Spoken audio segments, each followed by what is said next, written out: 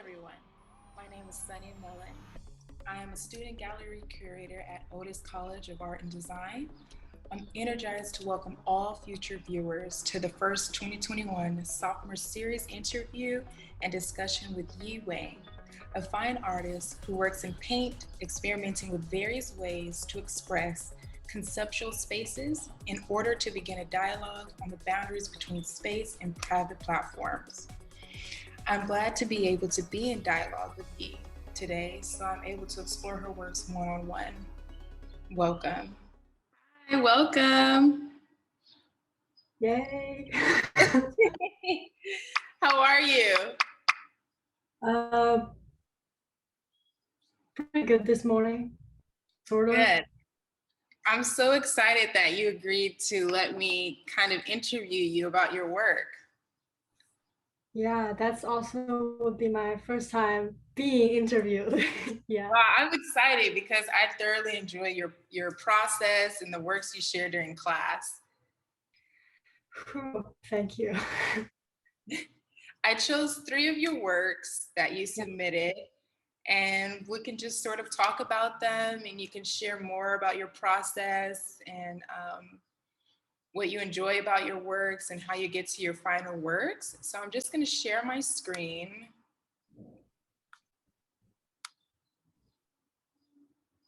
Yeah. Sophomore series. Very fancy PowerPoint. Yeah. We're fancy. We have to be fancy. Okay, so the first one that I chose was the progress analysis. And so can you just tell me about, I guess, share more about this piece and how it reflects what you've learned this past year? Sure. Okay. So let's start from the beginning. This is actually a project that I made for my uh, experimental painting class.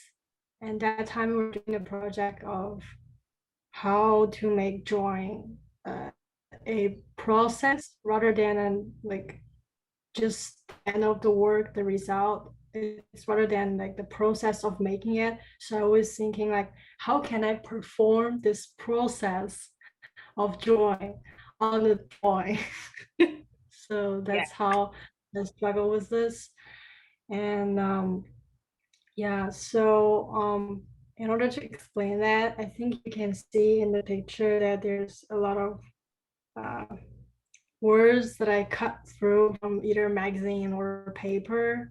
And yes, and then yes, and I have, as you guys know, I'm a sophomore and I have 6th class, and so I was like using this piece, I mean canvas, as a like map, more like a map, and then mapping it out like what I've learned in each area of art, like history, uh,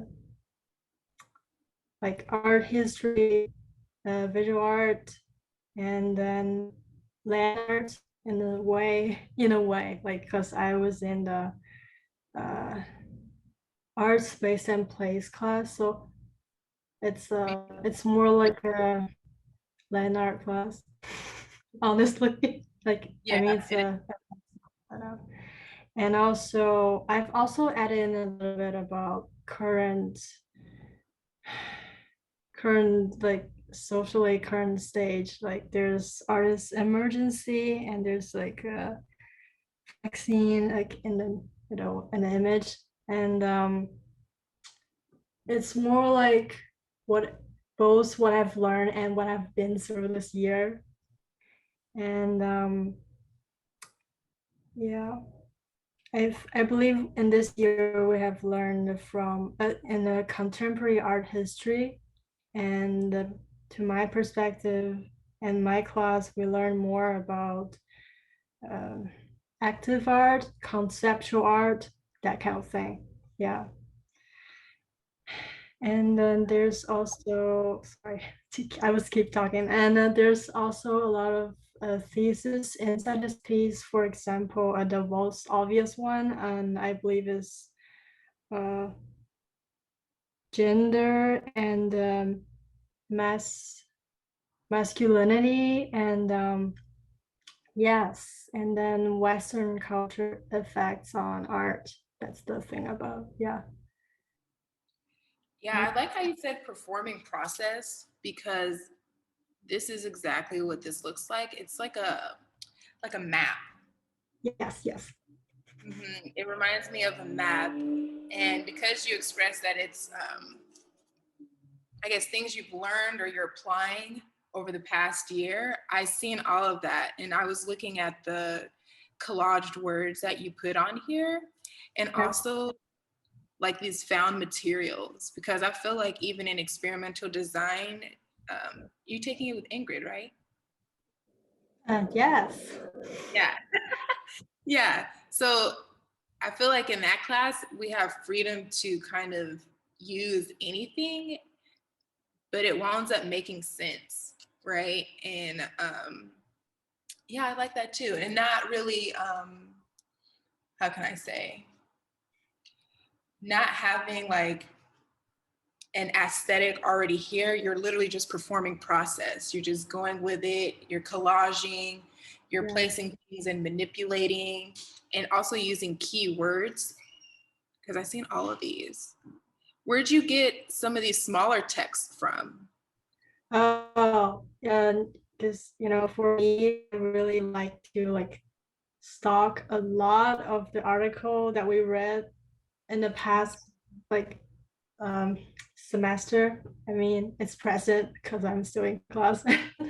And so I keep it, and some of it is from the first semester. So there's some part that I decided not to use, and I just cut it, like find the word I need and cut it through, and also reread my article. Exactly. Yeah. So you print Before, the articles from class. yes. Hmm, that's smart. How long did it take you to make this piece? Whew, it's a long time. Like I was remembering the time like for the first 2 weeks, and then I just kind of like let it go, was counting on time. I believe it's around 4 weeks. 4 weeks? Yeah. Yeah.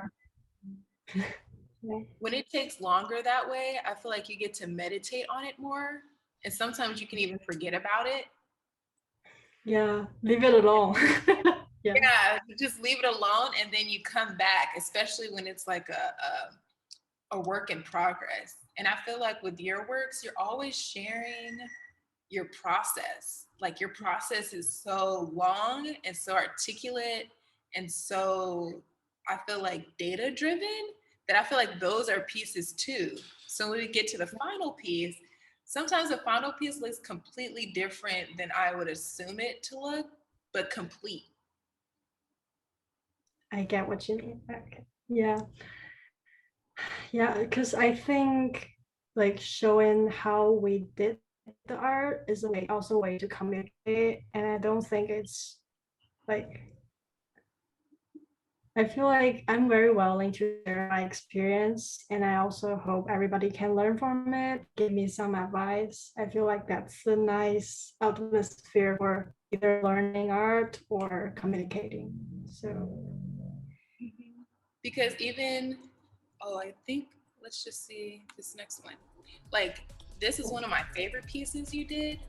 But ooh, yeah, because this one, it's not that it's simple, but it is arguably two materials, well, three. So the paint, glass, and the canvas. But your process to get to this point was super intricate.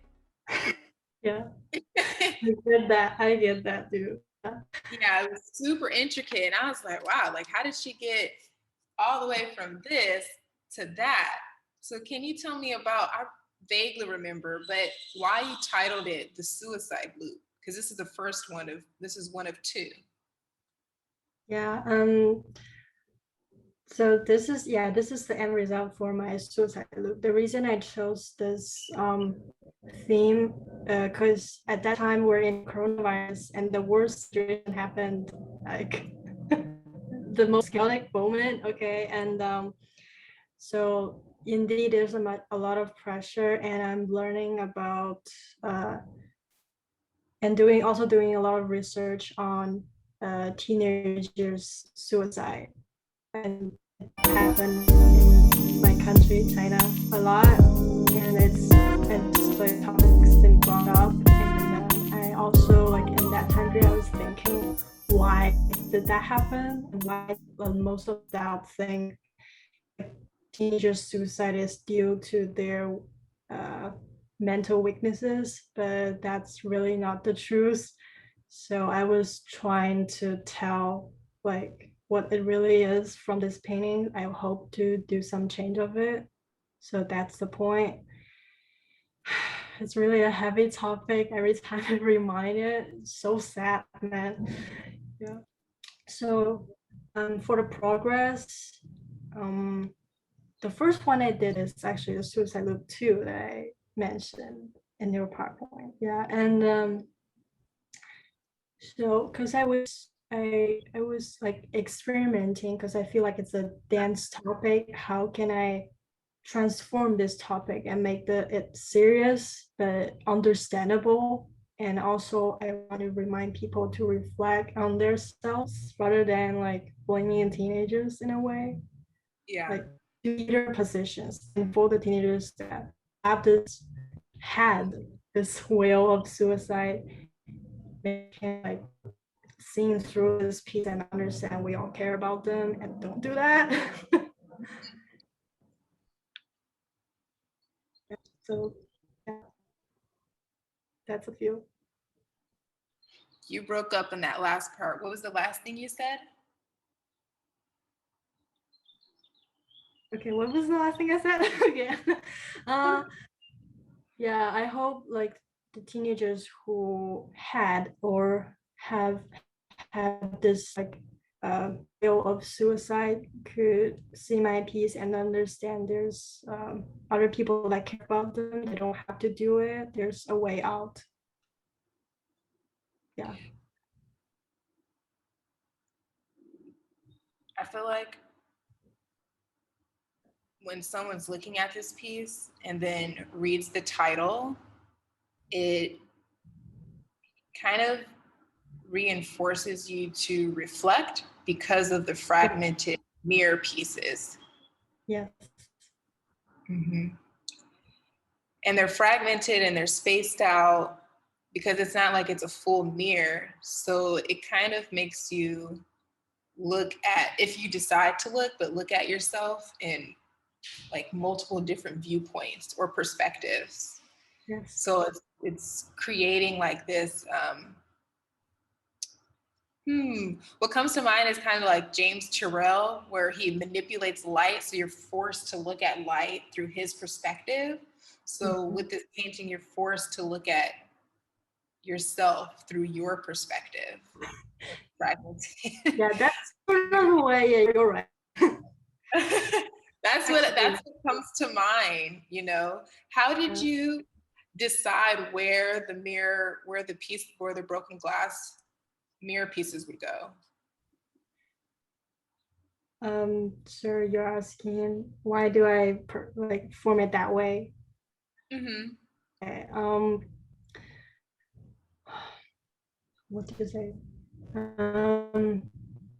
Well, this honestly speaking, I was like trying to get like understand my own feeling when I was doing this art. So this is more like feeling the flow of it. That's one part, and the other part of it is like I want this be aesthetic, but at the same time like not pure aesthetic. Right. Mm-hmm. It kind of flows. What'd you say? It's okay. What question? It follows along with the other theme of performing process. Yes. And about the like loop and center in the middle, like actually when I was making it, I imagine if it hung out in the a museum or something like that, like what's the position of the face people are gonna face in this um, artwork, and I measured it and I hope like it's like at the right point when you look at this suicide loop, like you can see your face and back in this, and then yeah. I think that's a good way to consider certain pieces. How will other people view it, and what their relationship will be with the work? Um, because I feel like it encourages, I feel like, the artist to insist on engagement.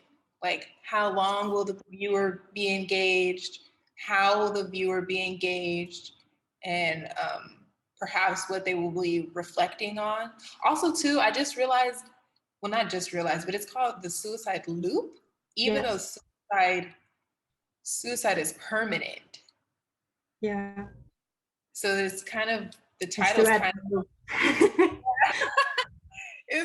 of, it's a little, there's some irony going on there. Let's look at yeah. this is the one.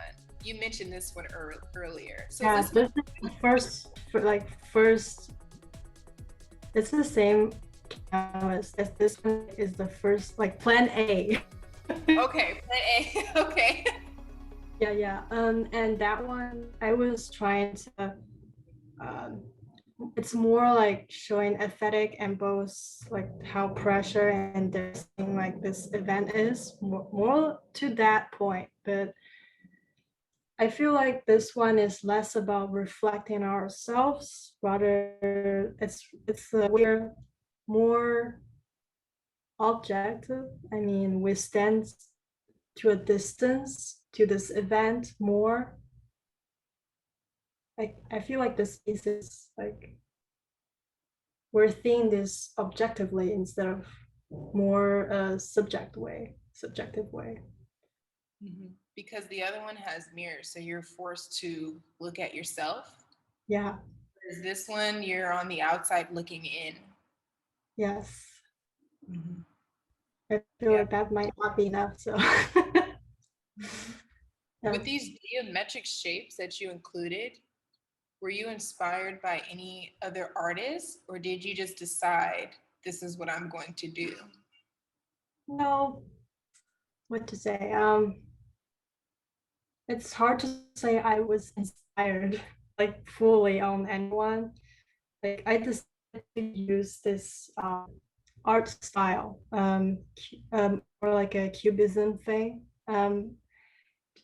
It that's more like what I like, and Okay. also it creates, I feel like, enough uh, this distance. I mean, to not, I feel like to not be too emotional and too figured, because I feel like in this topic, figure is gonna be it's how should I say this? I feel like in this, because we don't want it to be focused on the person but the thing, so I feel like Right. it's better to be abstract, like stay somewhat abstract. Yeah. Yeah, because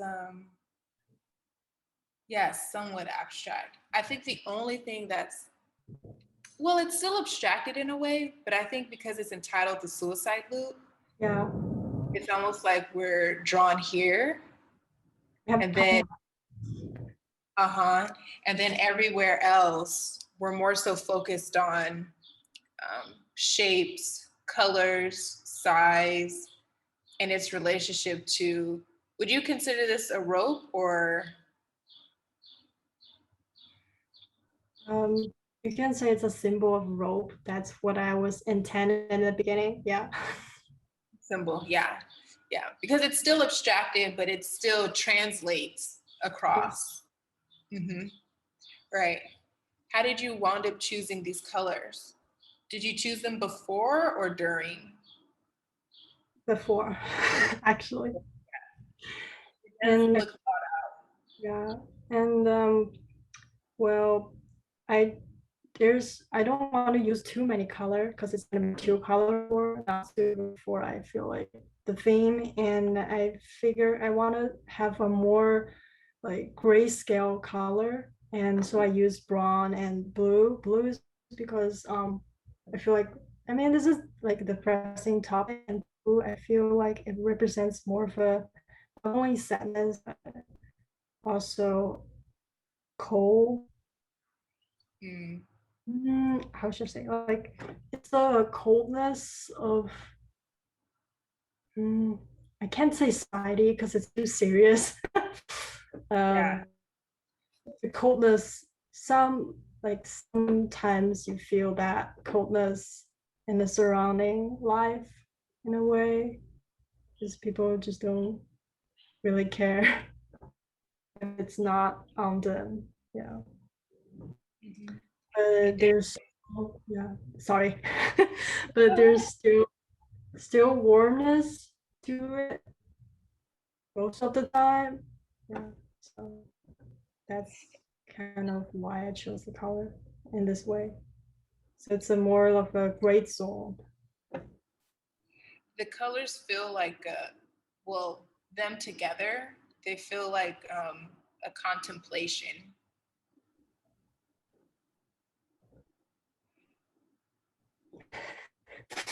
Mhm. They feel Contemplate. like because the blues reinforces coolness, Yes.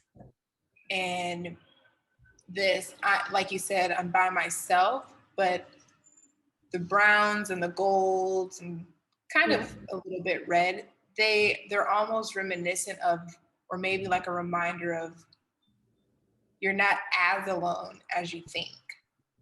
Mm. So they're in cahoots with one another, and there's a little bit of tension with the colors. Yeah, I get what you said. Yeah, yeah, and like you're representing, like you're speaking better than I. So yes, there's like this sort of like considering, but not that clear. It's like I just have this one is more of a like aesthetic thing. I want to make the opening balance, and I do want to show tension of worms and sink that deep in this stage. Mm-hmm. So that's why it's been changed. Yeah. And I think the size is a good size too. 20 by 24, I'm thinking. Yeah. The comfort zone size. I also wondered too, like, what your pieces would look like on a larger scale, really big. Sometimes it would imagine that. Yeah. They It's feel, gonna be cool in a way. uh-huh. They feel like sometimes they feel like math problems, but I think they only feel like that to me because I see your process. You share your process. Ooh. Might be. They're yeah. I Um, thoroughly enjoy your work when you share them. Thank you.